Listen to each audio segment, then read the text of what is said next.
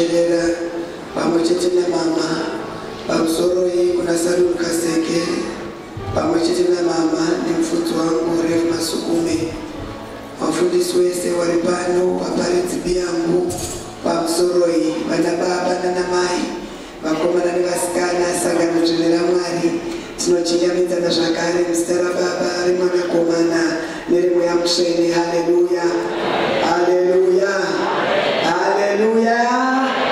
Tinotenda Mwari nekuti ndiMwari wakanaka, munguva yamangwanani, munguva yamambakwenza, munguva yamamimira kuenda kune Yesu wekuZimbabwe, kuti tikati vava zvakazhundi tobva tarowa todzokera kumba. Toda kutenda Mwari nemunhu waMwari ashumira pakati pedu. Kana Mwari vakatoreva chinhu hakuna unogona kuchimisa. Zvakatoprofitwa pamusoro peupenyu hwedu hakuna unogona kuzviramba. No matter what the systems might say, but kana Jesu atoti yes, hakuna anoti kwete. Regai tivhure mabhebhura edu mukati memangwanani ano, kubva kubhuku yaZiyo kana kuti kuSarema chapter 18 verse 18 verse 28 to 29, Psalms 18 verse 28 to 29, Revelation chapter 5 verse 1 to 5.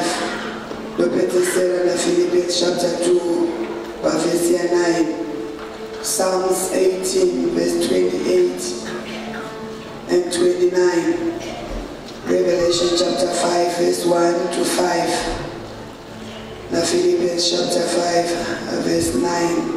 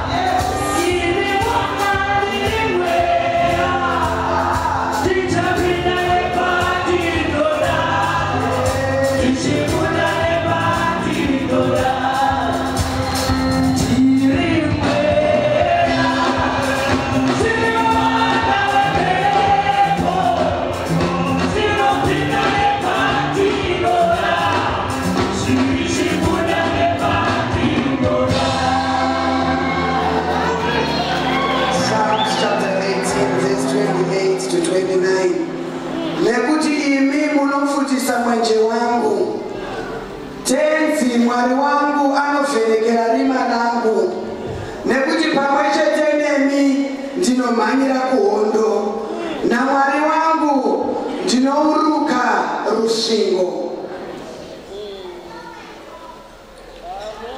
Revelation chapter 5 verse 1 to 5.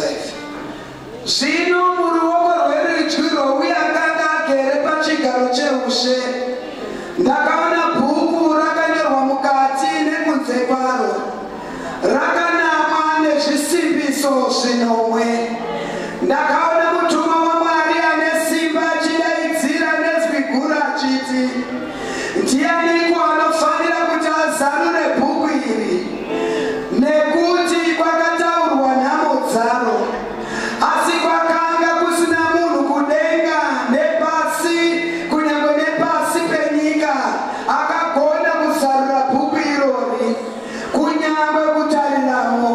Ndakachema zvikuru kwazvo, nekuti hapana munhu akawanikwa akanga achikwanisa kuzarura bhuku kana kutarisa mukati maro. Mumwe wevakuru vaya akati kwandiri, rega zvako kuchema, ona shumba yerudzi rwaDhavhidhi yakakunda kuti izarure bhuku nezvisimbiso zvazvo zvinomwe. Philippians chapter 2 verse 9. Naizvozvo Mwari akabva amusimudzira kumusoro-soro, akamutumidza zita guru rinodarika mazita ose. Shoko raMwari, vana vaMwari, munguva yaMwari, kereke yaJesu inoti amen. Tinamate. Mangwanani ano Musa.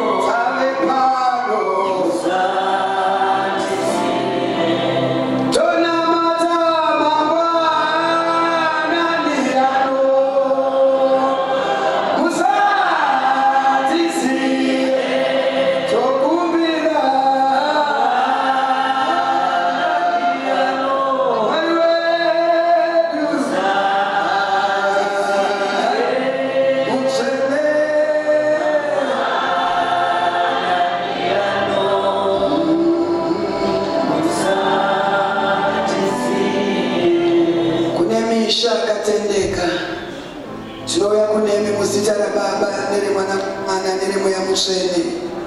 Tinokuremedzai nekuti ndimi moga makafanirwa kunamatwa. Tinokutendai nemangwanani matsva, mangwanani atisakamboona, mangwanani amatitendera kuti tiona munoreva mushoko renyu, kuti nyasha dzenyu itsva mangwanani woga woga. Taungana zvakare kunzwa izwi renyu pakati penyu, mukunzwisa kuzere kuti anodudzira evhangeri ndimi. Nazvino tinonamata muzita raJesu, that you might divide this word each and every one who is here. In the name of Jesus Christ of Nazareth, I pray for the oracles of heaven to ascend in our midst. I pray for the anointing that breaks every yoke of the devil to be seen upon this place. We welcome you, Holy Spirit, kuti muite zvamunoda panzvimbo ino. Dudzirai sekuda kwenyu Mwari, motaura semadiro enyu, moita sekuda kwenyu. Nazvino tinonyararidza mweya yose inopokana nekushumirwa kweuvhangeri muzita raJesu. I silence every spirit that is not of God. I bombard every arena of the devil in the name of Jesus. I decree the fire of the Holy Ghost that will take place upon this place. Torai nzvimbo yenyu Mweya Mutsvene, torai nzvimbo yenyu mangwanani ano, torai nzvimbo yenyu shoma dzishe, torai nzvimbo yenyu tagarira, tashamira kunemo mangwanani ano, nekuti ndimi moga makanaka. Mbiri nerukudzi rudzo zvopiwa kunemi nekuti munoyera muzita renyu Baba, reMwanakomana neremweya anoyera. Amen. Tinoda kutenda Mwari nechidzidzo chabhuya kunesu nekuti ndiMwari wakanaka. Hatina chekumirira asi kushumira kuti Mwari vatiitire zvakanaka. Amen. Musermoni ino Mwari vachitiitira zvakanaka, ndakatsipirirwa zvivereko zvandaverenga zvakajairika. Asi ndine rudaro rwakakwana kuti Mwari vane madudziriro avanoita nguva nenguva nekuti ndiye muridzi weupenyu. Nazvino we continue to welcome the gift of the Holy Spirit. Nekuda kwekuti hakuna rimwe zita rataunganira mangwanani ano kunze kwezita raJehovha. Iro rinonzi mabvi ose anopfugama nendimi dzose dzinopupura kuti Kristu Jesu ndiye Ishe. Saka akafanirwa kunamatwa nekuti anoyera, akafanirwa kunamatwa nekuti mutsvene, akafanirwa kunamatwa nekuti kana dziri rumbidzo akazara nayo paakagara pachigaro chekudenga. Tinonzwa kuti even the seraphims and the cherubims vanoita worship saying holy is thy name, joining hands with the 24 elders worshiping saying holy is your name. Saka kana iri nyaya yerumbidzo agara nayo, but chatinoita mangwanani ano ndechekuita take the anointing of this worship kuti Mwari tikarumbidza murambe makanyarara, kuti mumangwanani ano nyama padzakudzwa kuda kurara, but kwakuenda neextra mile yekuti Mwari tikaramba tichigenjawo Mwari hamurambe makanyarara. Come on. Ndapiwa musoro wenyaya watakuda kufamba nawo musession ino Mwari vachitiitira zvakanaka. Theme yatinayo ndeyekuti it's only Jesus who's got power. NdiJesu chete ane simba, zvimwe zvese hazvina simba. Ndatumwa mukati memangwanani ano kuno kutaurira ipapa kuda kudzokera kuti kune murume umwe chete ane simba, murume anga asina mhosva, gwayana risina chivi, murume akatendeka, murume ane rudo, murume anogona zveupenyu hwevanhu, murume anonzi doesn't sleep nor slumber. It's only Jesus who's got power. Zvimwe zvese zvine masimba, bali pane simba riri pamusoro petumasimba tose rinozivikanwa kuti just by the mention of his name Jesus, every knee will bow down, every tongue will confess that Jesus Christ is Lord. Kureva kuti nezvinenharo zvinokotamira zita rinoshimba, usingade unoerekana warisimukira, usingade unoerekana warinamata. It's only Jesus who has power.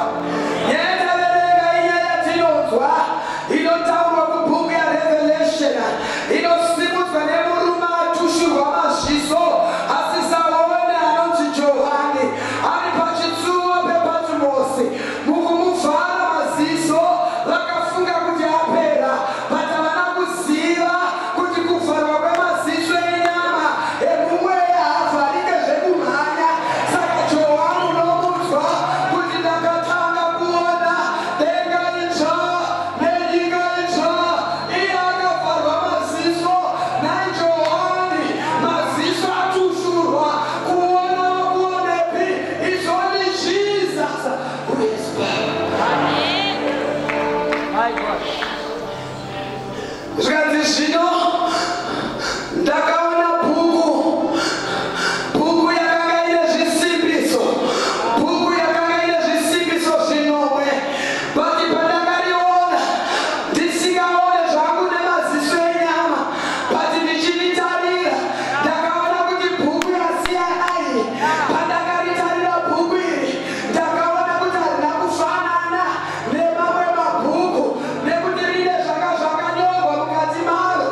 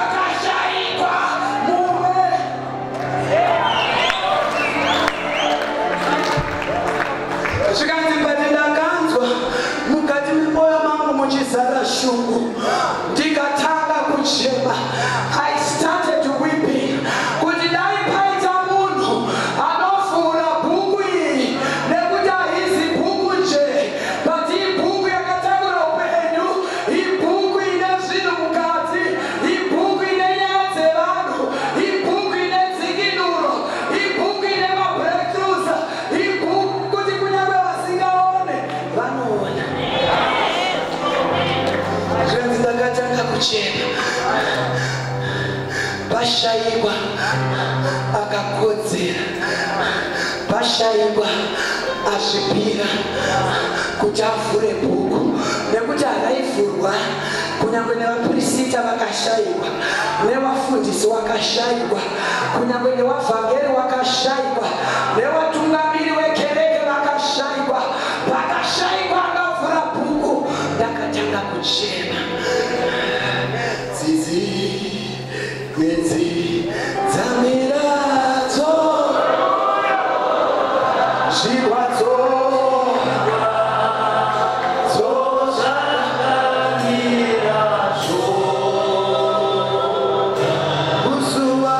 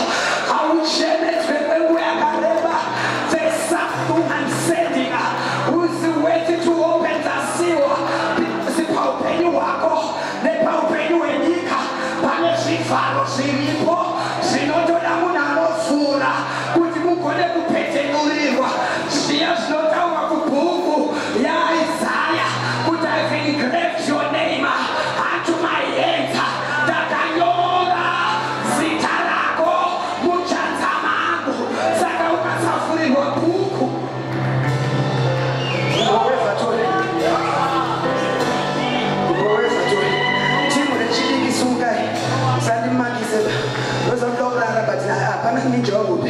ini namfundisa tinobva kuZimbabwe kaisu kuya korara pana ukatotasa our preaching line anotomira zvakanaka kurara kwedu matumi 2 hours 4 hours we are awake to do our kingdom's business, the business of our Father. Saka timu resere chidiki vakomana nevasikana injiri madadvisor simukai ruwadzanuka kuona ukachanga kupuwa maiki kuti zvireruke because hapana chirindi chakaoma chakuti unorara muparidzi achiparidza zvoreva kuti unonzwa Mwari wopfuurira kuti Johana aizoti saka Johana akachema akati dai zvaigona pawandika nerudo zvikanzi aiwa Johani usachema. Ndemwimbo ndinofarira unorohwa netuwasikana tunorohwa jaivi zvekudaro ukatinzwa kuti usacheme iwe ndatinyarara Mwari vanoona ava Mwari vanoona ava ndatinyarara ukazoona pitiratonopinda manese ekunzwisisa kuti kuna Mwari anoona kuna Mwari vanonzwa. Saka Johani misodzi wakachema pawakatushudzwa maziso but this time this is my case. I have someone pakati penu takagara pasi tikazviziva kuti muri rudzi rwekuti madzidzi enyu hakumirirei tikazviziva kuti muri rudzi rwekuti kumabasa hakukumirirei tikazviziva kuti muri rudzi kwamunobva nemukereke hapana anomira 24/7 but pane vatatuma.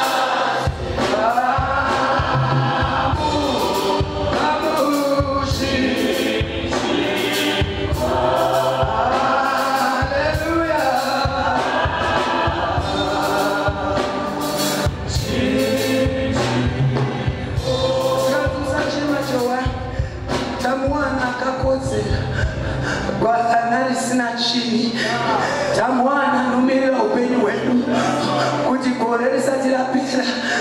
Tamwana nogadzirisa nyaya dzedu gwana risina chivi. Iye kawe shumba yerudzi rwaDhavhidhi ndiyewo akakodzera. Tatsvaga vanhu vose tashaya akakodzera. Tatsvaga tete vakaita kuti mwana arohwe but tete varamba. Tatsvaga sekuru vakatsvaga mabasa kuvanhu but sekuru vazvikoniwa ananga dzese dzapera. Taona mumwe pakati pedu tikagara cabinet sedenga uyai tutumwe mumwe chete akakodzera anouya ari munyama anoenda kovhura bhuku nekuti bhuku ikaramba yakavharwa vanhu vakakwirimirwa. Bhuku ikaramba yakavharwa vanhu havana revelation. Bhuku ikaramba yakavharwa chinamato chinongwenda vari pane mafuza anofanira kuvhurwa kuitira kuti akavhurwa bhuku yotanga kupetenurwa zvati Tamwana akakodzera the Lion of the tribe of Judah nekuti shumba inotsvowa. The characteristics of a lion is in the hands in the storms. My God, my Father, munguva yamunenge magarara shumbakadzi ndomba dzinobuda kotsvaga chikafu hadzitsvage muri nomawo dzinotsvaga vanhu vakazorora. My God, my Father, tawana rudzi runogona kukumirira.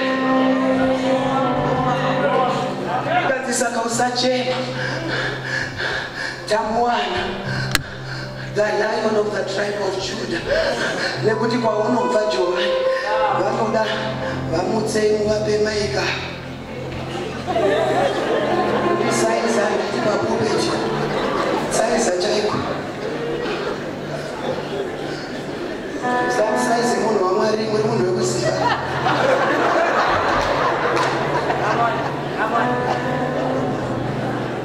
Handisi kuparidza nobvumo ndinoparidzirwa ndakarara, especially with this watch hour time, you become a suspect. It says that you are sleeping or wabuda.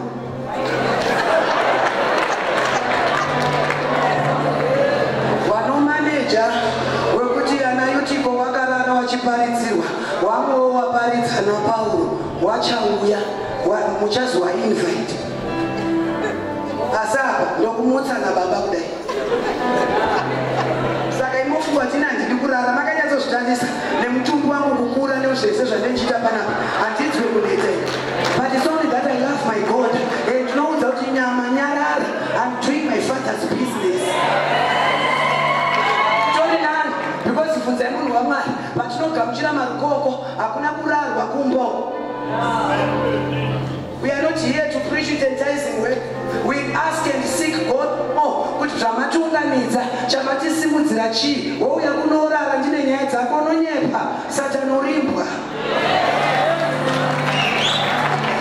Zvadzaiwa tamuwana akanaka anogona kuti avhure bhuku yechisimbiso. Sati munhu musazoti magara andimisa newafundisi kana mane chamunogara muri vanhu vaMwari. Asi timu rangu relate ndimuri kujamuka tuma chirambai makamira. Iye haina kundisi nditete newazekuru nanambuya nanasisi vari kutaurirana. Timu relate tinoramba takamira tese tichiparidza tese. Tikati saka tamuwana usachema anogona kufura zvisimbiso zvaThe Lion of the Tribe of Judah. Johani unobva wanyarara parinofurwa chichivhurwa chisimbiso ndopanoona pane nyaya yandaverenga kubhuku yaPisarema 18 rakuvhurwa manje nekuti chisina kunyorwa umu hachigone kuitika, chisina kufamba neumu hachipo, it doesn't exist. Saka Johani paari kuona auya anovhura nyaya dzevanhu ndopanoona Pisarema yaDhavhidhi, kakomana Dhavhidhi kakunyora kuti wakomana imi inini naJehovha unondibvisa mudima achiisa muchiedza nekuti ndakapokopa. Wakoma vakandizvidza vakataura kuti mudiki pahondo, but havana kuziva kuti ndine kwandakapoitangira kwavanga vasipo. Saka vakoma mutsai avo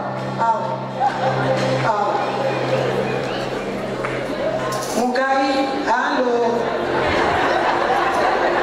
aiwa mukai wakadzi musandidaro mune maifomse musadare.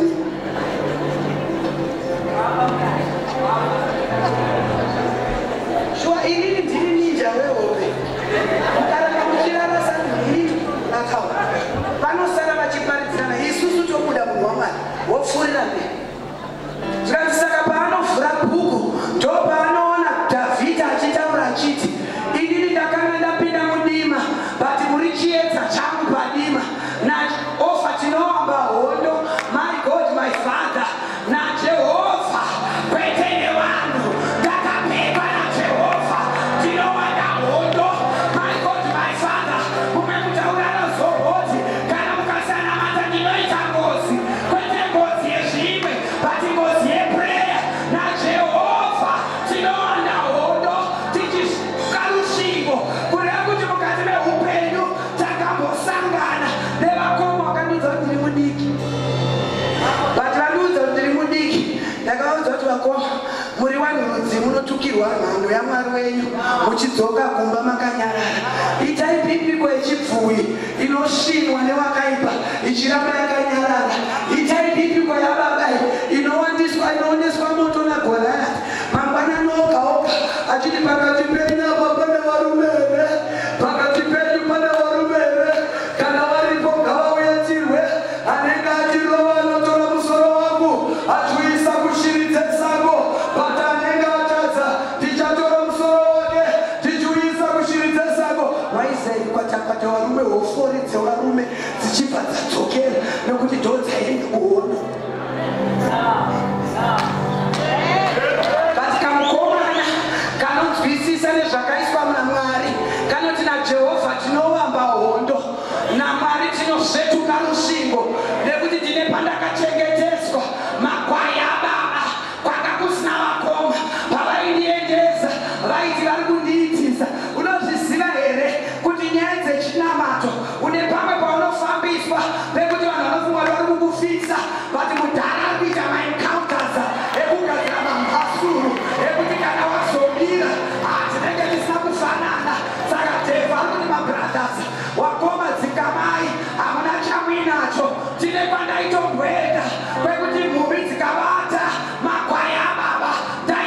simba risini rangu ndobata muromo ndobvarura.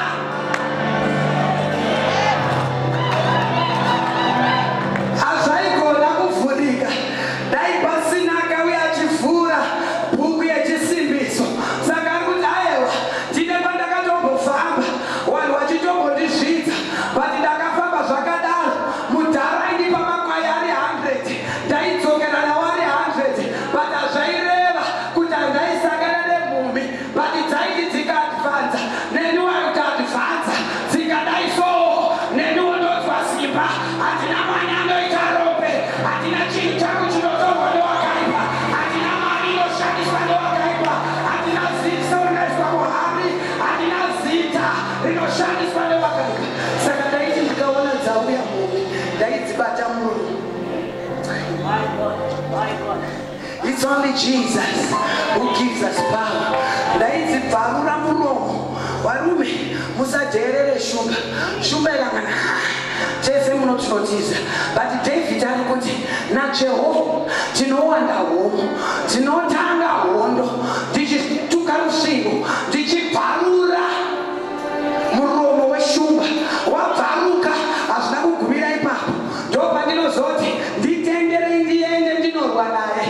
But vakomana tinotsvagei kuwakuru, ndauya kokutaurirai pandakudzokera. Makazviziva kuti mutsai avo, makazviziva kuti ndiri mudiki but munozviziva here udiki hwangu pamakore hausi udiki pazvinhu zvemweya, udiki pakutarisa kwenyu but ndine kwandakaipipwa naMwari kwanga kusina vakawanda. Zvikanzi vari ikoko vanotanga kuti oraiti regedza tinegoshete namambo.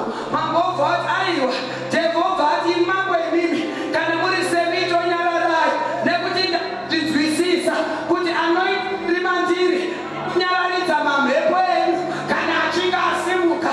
Kune vakawanda vanorowambira, kune vakawanda vanoridza but mukaridzirwa zvenyu hazvinyarare. Zvoda kuti vakoma mune CV yekuti ndiri mufana but hakuna CV yepandinombobhekwa.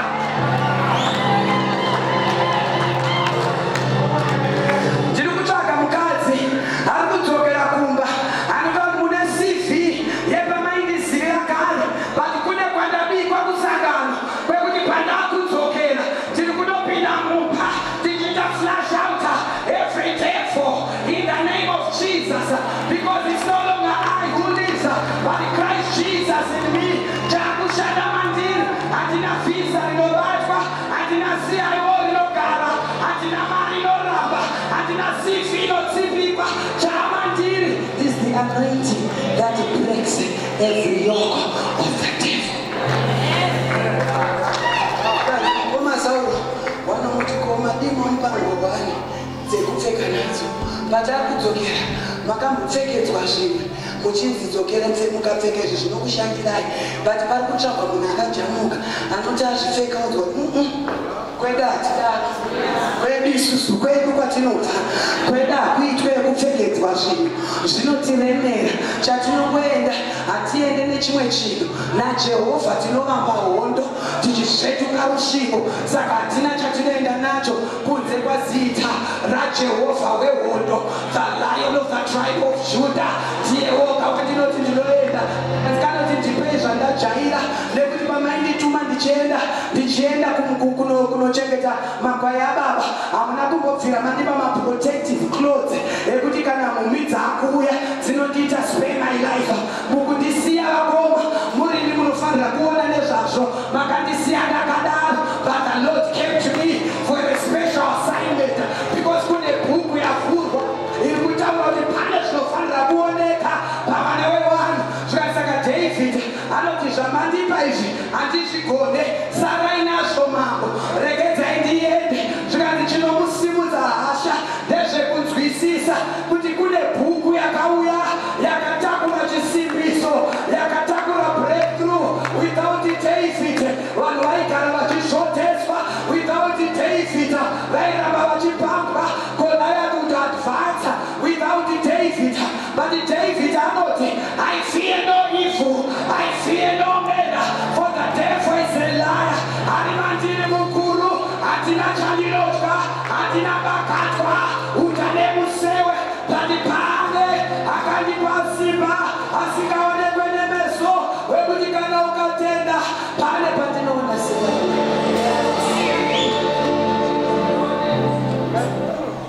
Musandipa zvekupfeka ingondisuma indiende zvikanzi anomuka obva amukira kuhondo asvikako unozamufesa unoza Satani kana ati kuteritori yekumba kwenyu kwauri kudzokera anosvika chisikokuma achida kunzwa kuti unoresponda sei zvikasaka anosvika achibva asi kuti iwe unondigira kamunhu kadukuduku kakadai satiita mushi vaipaipa waindiziva wanga usati wanyatsondiziva ndanga tisati ndabva kurivhaivho kuno itamushe sati because ini ndadzidziswa nezveself control saka pandiri kudzokera I'm not the same again.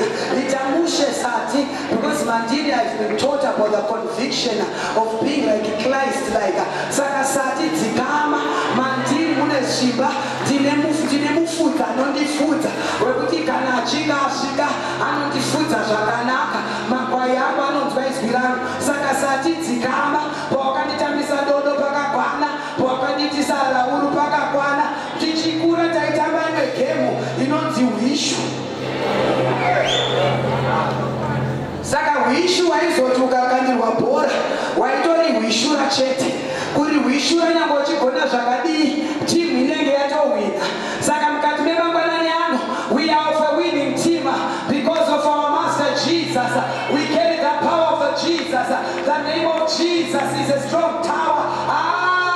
Zita la Jehova inalileta kwani wakatendeka wanomanya madini wachuana rubazi. David anozvinzwisisa kuti wandituka kuti ndiri muduku but mira tichipedzerana nekuti hakuna akatuka zvinhu zvaMwari.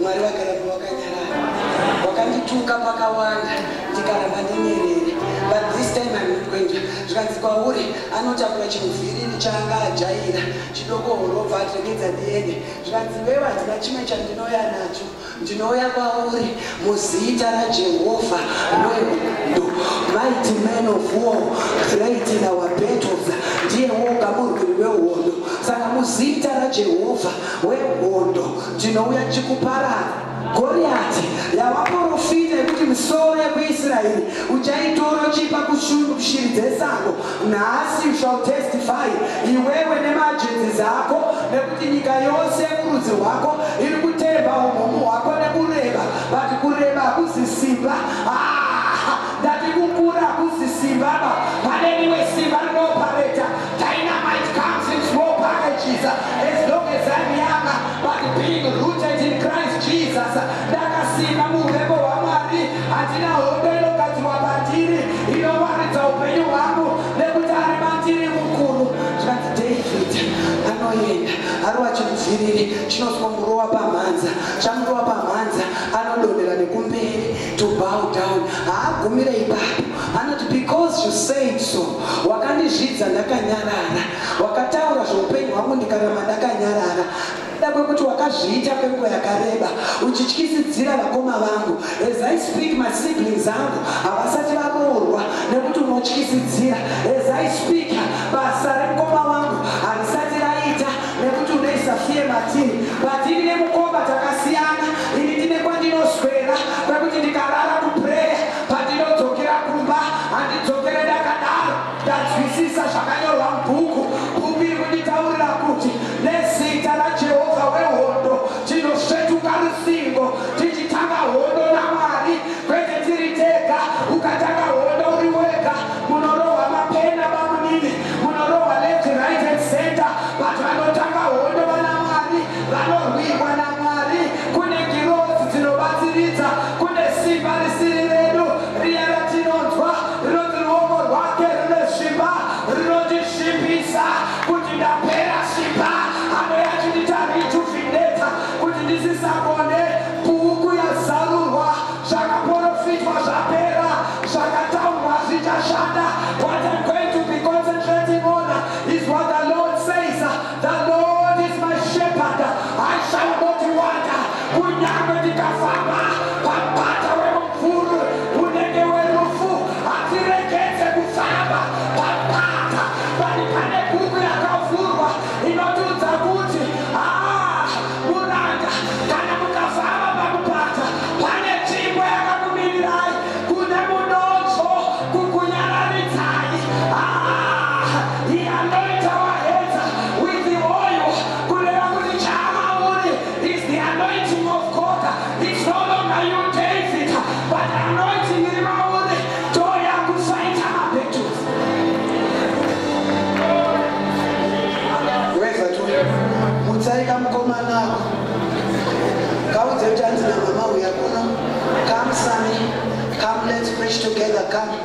Come my dear son.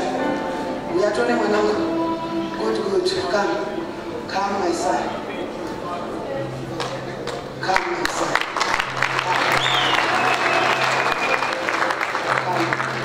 Come son wangu. Yoni wakamira nini? Tichipeleza tisa.